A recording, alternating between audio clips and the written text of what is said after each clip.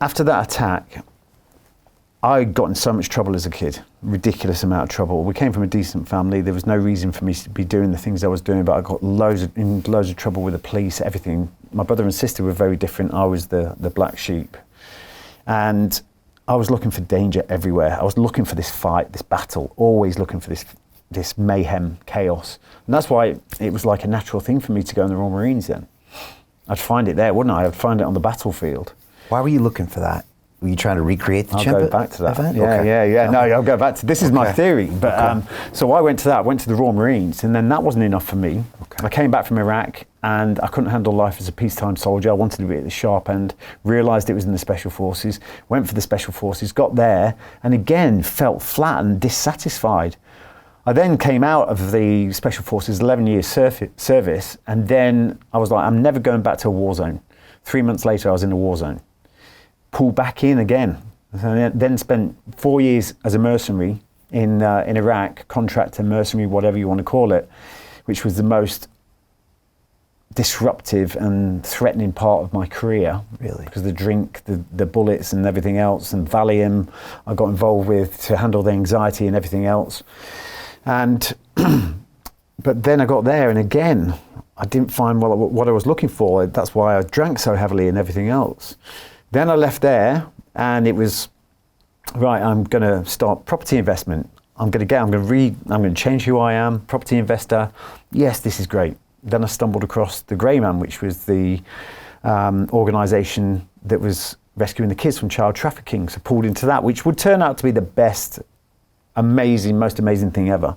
Now, anyway, after that it crashed and burned because there was a manhunt for us out of the country. We had to escape. I managed to get back to Australia, crashed and burned there, suicidal thoughts, all this kind of thing. And then I realised that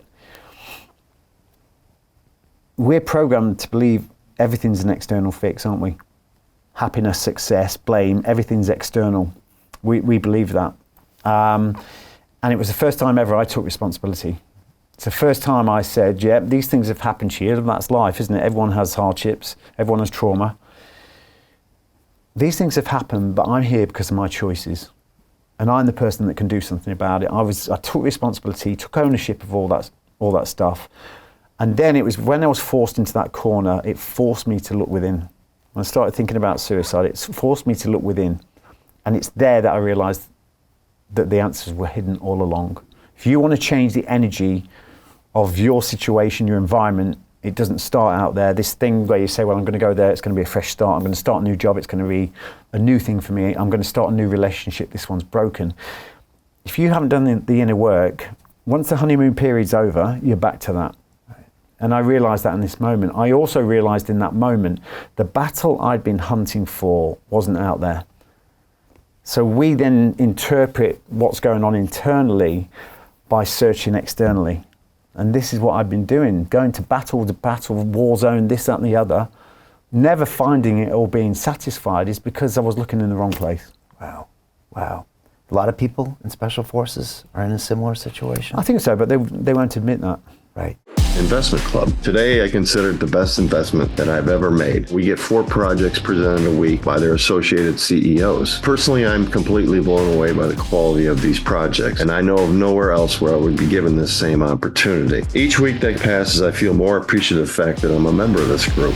The vibe was just tremendous. Everybody's on the same wavelength. We just clicked. Everybody listened to each other, enjoyed their company. It was just magical. Take action. Don't take my word for it. Due diligence you need to do. And I really hope that someday down the road I see you in the club. It far exceeded expectations, without question.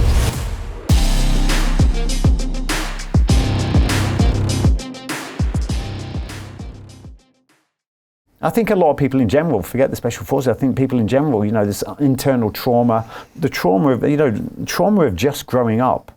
This is another thing, because after all I've been through, and there's a lot of people with, you look at them, they've got like one limb left. And for me, looking at that, I was like, why do I deserve to have mental health issues? What gives me the right? And I laugh at that now because of the chimp attack and just life, And I say this, there's no checklist, there's no criteria. it's relative to every single person. You know, you are your own barometer. There's 7 days in a week. If you're not feeling good most of those days, you need to do something about it. But, you know, this is the thing we think that, you know, the military don't own PTSD. You know, it's trauma, and we go through these things, and you don't need a checklist. You don't need criteria. You know, again, you are your own barometer. And that was a big realization for me. I started to figure all this stuff out and realize that I am extremely humbled that I managed to get through Special Forces selection and the things I've been able to do. But I truly believe that, you know, we start off in life and we all get distracted. We go on this lesson that has to be off our path. We have to learn these things. And if it wasn't for that child rescue in Southeast Asia, I'd have never jumped back onto this path. And some people get so distracted, they go and go and go and never come back. They never realize. But for me, I fell over that opportunity. I never got paid for that, but it was the best return on investment ever. And that's when I understood the power of helping others. There's no better power than that. It's the first time in my life that money went in the back seat. There was no money.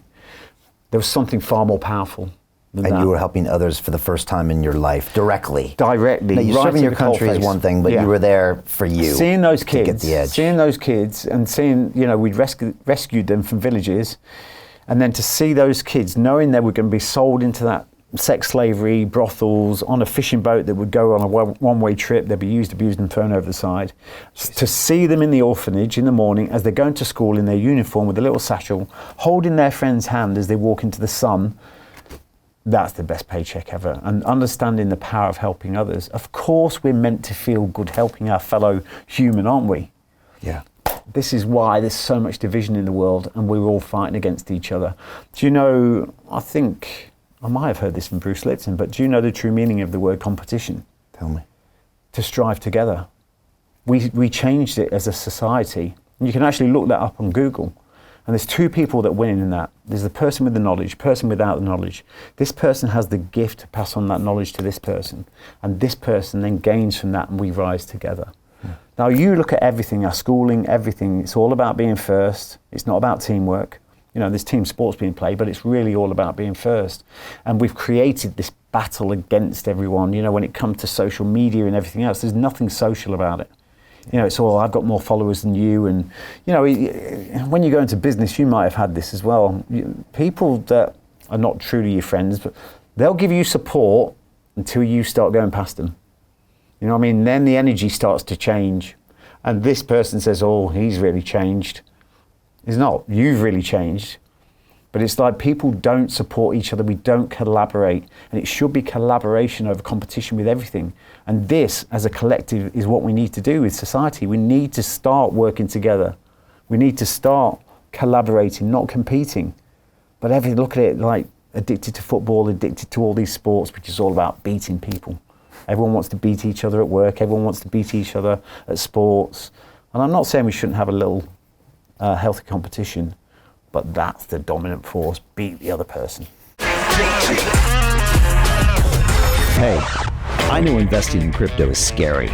It takes a real leap of faith because there are so many scams, rug pulls, and bad actors out there. It's a dangerous business, which is why 95% of people lose all their money.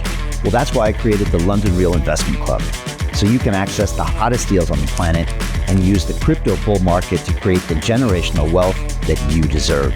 Join my team of over 100 people from around the world that are making millions of dollars behind the scenes investing in blockchain, AI, Web3 games, DeFi, Bitcoin, and more. Don't miss out. Click the link below to book a call with one of my team now. But hurry, this bull market will end soon. I know investing crypto can be scary. That's why you gotta join the investment club. Pull the trigger. Let's do this.